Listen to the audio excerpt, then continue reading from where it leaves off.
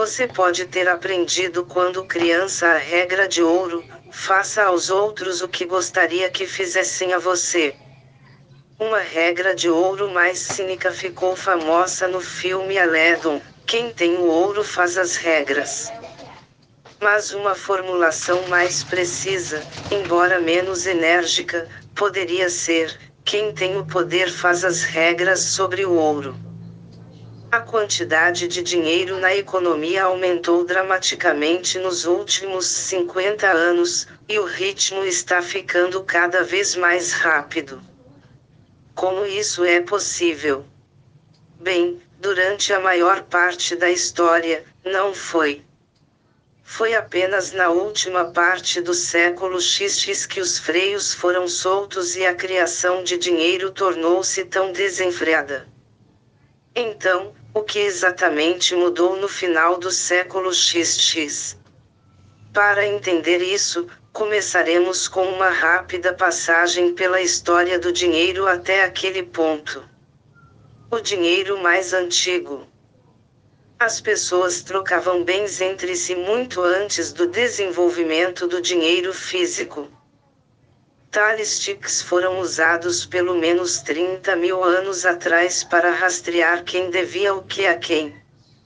Eventualmente, estes foram substituídos por fichas de argila. Mas ambos parecem ter sido usados simplesmente como reivindicações de propriedade. Os próprios tokens não eram negociados entre as pessoas. A primeira moeda física parece ter sido o shekel da Mesopotâmia, datando de cerca de 7.000 anos. As moedas de metal são ainda mais recentes, aparentemente originárias de forma independente na China por volta de 1000 AC e na Grécia Antiga por volta de 650 AC. Eventualmente, esses pequenos pedaços de metal se tornariam a forma dominante de organizar uma economia. O Reino Unido é um bom estudo de caso e não apenas porque é onde eu moro. Os registros remontam a um longo caminho, e a Grã-Bretanha foi uma grande potência global durante um período em que ocorreram inovações críticas na história do dinheiro. Voltaremos a vincular com outras moedas mais tarde, quando chegarmos ao século XX. As moedas começaram a ser usadas na Inglaterra já no século II AC. Mas não foi até o século VIII DC que seu uso se generalizou e as próprias moedas se tornaram mais padronizadas. Essas moedas posteriores eram feitas de prata, e o nome libra esterlina deriva de uma libra de peso de prata esterlina. Isso era importante, porque o valor da moeda estava no próprio metal. Quer tenha sido derretido ou moldado em um disco conveniente, deveria valer exatamente o mesmo. Uma libra de prata foi dividida em 240 centavos. Havia 12 centavos em um shilling e 20 shillings em uma libra, 12x20 igual 240. Cada centavo foi ainda subdividido em 4 centavos. Organizamos nossa cunhagem dessa maneira por cerca de 1.300 anos, até que, em 1971, alguém finalmente surgiu com uma estrutura menos desgastante mentalmente. Os britânicos resistiram à moeda decimalizada por muito tempo, como disse Neil Gaiman, porque achavam que era muito complicado. Há tantos séculos, tudo funcionava de forma muito mais local, principalmente devido ao tempo que levava para transmitir mensagens a longas distâncias. No caso do dinheiro, cada cidade produziria sua própria moeda. Não havia um Royal Mint como existe hoje. O problema com isso criou ampla oportunidade para qualquer dinheiro individual, o nome do comércio que produzia moedas, enganar o sistema misturando estanho muito mais barato com a prata que deveria ter sido usada. Em outras palavras, o comerciante incauto pode pensar que está recebendo uma valiosa libra de prata esterlina, mas descobrir que não tem nada disso se decidir derretê-la. Os endinheirados viriam a se arrepender de ceder a essa tentação. Quando Henrique se tornou rei em 1100 e descobriu o que estava acontecendo, ele providenciou para que todos os banqueiros fossem castrados e tivessem a mão direita cortada. Rubor real. 7 Henriques e quase 400 anos depois encontramos Henrique VIII no trono chegando ao poder em 1509. Henrique VIII queria um controle mais centralizado da moeda. Então ele fechou todas as casas da moeda locais e decretou que a Royal Mint em Londres poderia ser a única entidade a criar novas moedas. Isso eliminou a oportunidade para os manies se intrometerem no conteúdo de prata das moedas. Mas introduziu a oportunidade para os monarcas fazerem exatamente a mesma coisa centralmente sem o risco de castração. O efeito foi o que você esperaria de dar o controle a alguém com o desejo de acumular tantos bens quanto possível e sem medo de retaliação.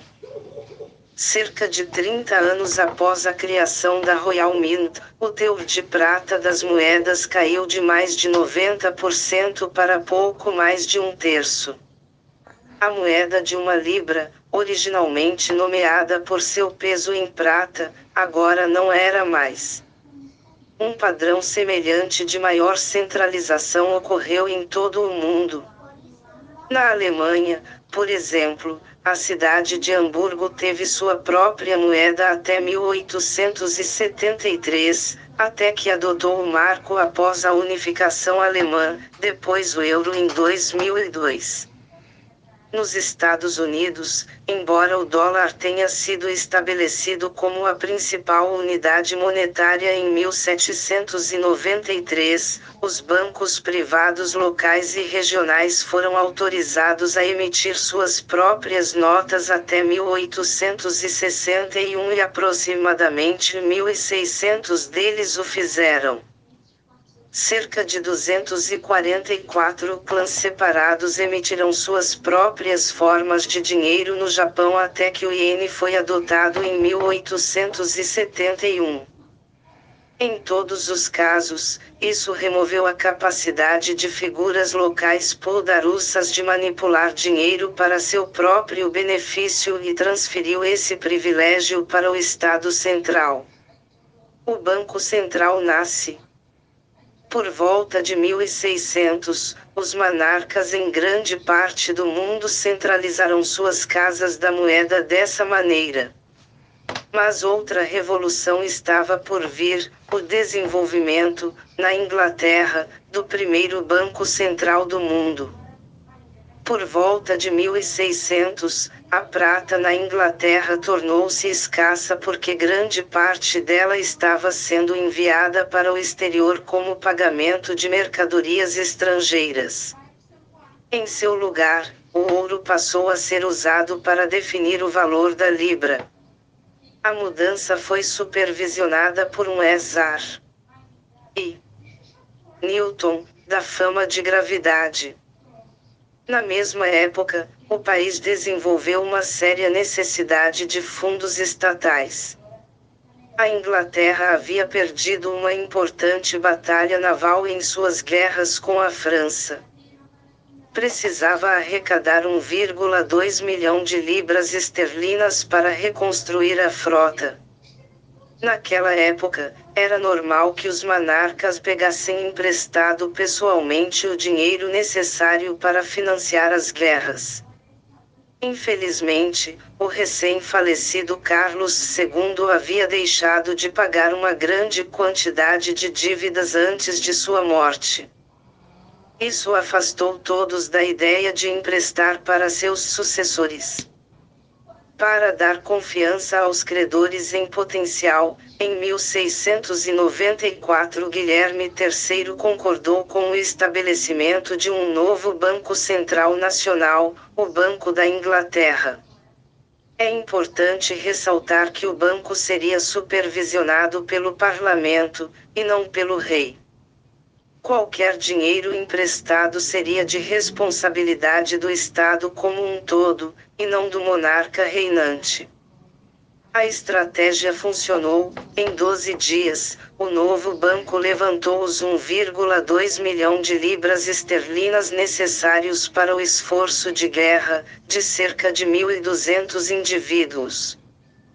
E assim a dívida nacional, significando o dinheiro devido pelo governo àqueles que lhe emprestarão dinheiro, e uma cifra que hoje está na casa dos trilhões, nasceu em 1694 com este empréstimo de 1,2 milhão de libras esterlinas.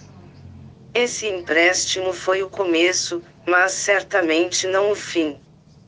Em 1815, no final das guerras napoleônicas, a dívida do governo havia subido para cerca de 800 milhões de libras esterlinas.